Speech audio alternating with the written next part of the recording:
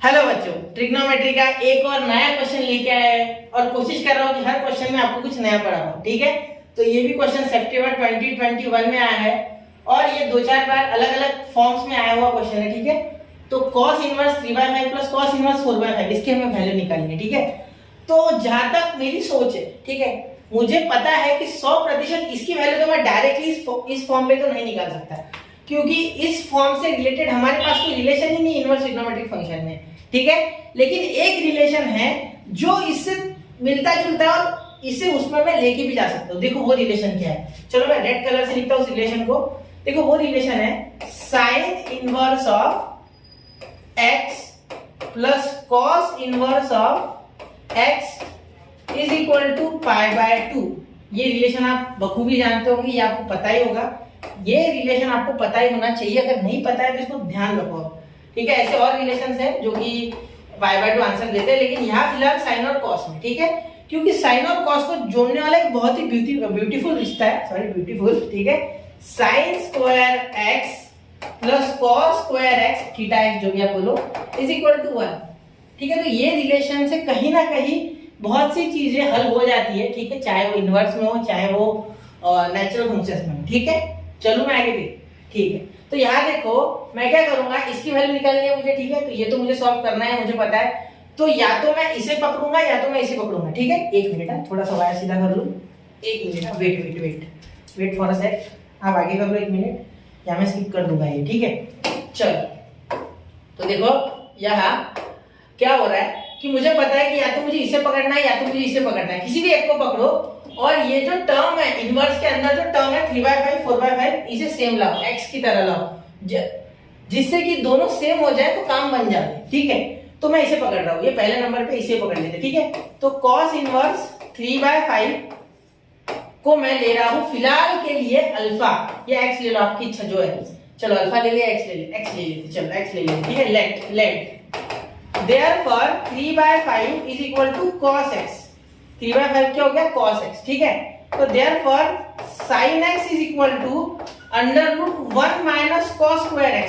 अब बहुत से बच्चे ये फॉर्मूला डायरेक्टली पचा नहीं पाएंगे। ठीक है, उनके लिए जो ब्यूटीफुल रिलेशन मैंने अभी बताया था sin square x plus cos square x is equal to 1 वाला, उसी का एक एडवांस फॉर्म है ये। देखो ये इधर चले जाएगा तो cos square x is equal to 1 minus sin square x।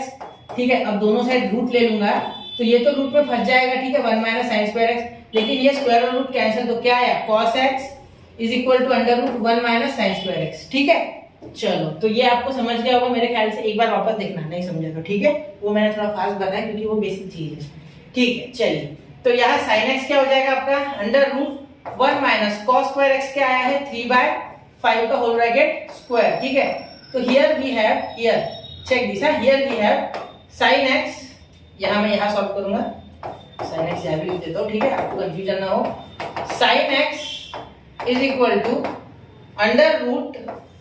√25 minus 9/25। आप बोलोगे ये कहां से लाए सर? देखो ये 9/25 होगा, 25 into 25, 25 1 जा 25, यहां क्रॉस मल्टीप्लाई, यहां 1 into 3 3, तो 25 माइनस 3 का स्क्वायर 9, तो 9 1 जा 9, 25 माइनस 9/25। ठीक है, तो यहाँ से sin x जो है वो आपके पास आ गया √16/25। ठीक है, therefore sin x is equal to 4/5।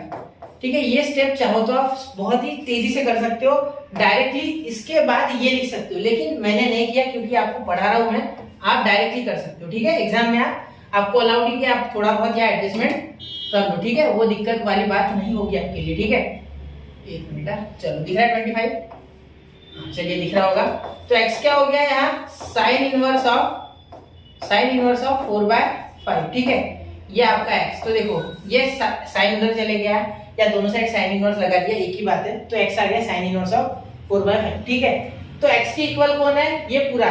तो यहाँ सोचने वाली बात ये है कि ये अगर x के इक्वल है, ये अगर x के इक्वल है और ये भी अगर x के इक्वल है, तो दोनों की रब ने बना दी जोड़ी हो जाएगी, सेम हो जाएगी दोनों। ठीक है, तो इसीलिए इसके जगह मैं ये लिख सकता हूँ और इसकी जगह ये, तो मुझे ये अड़चन दे रहा था ये, तो इसके जगह मैं ये साइन इनवर्स ऑफ 4/5 लिखूंगा। देखो तो देयरफॉर ये 1, सॉरी ये बोलता हूं मैं 2 और इसे बोलता हूं मैं 1, ये लिख लूंगा मैं कहीं ना कहीं। ठीक है, तो फ्रॉम 1 and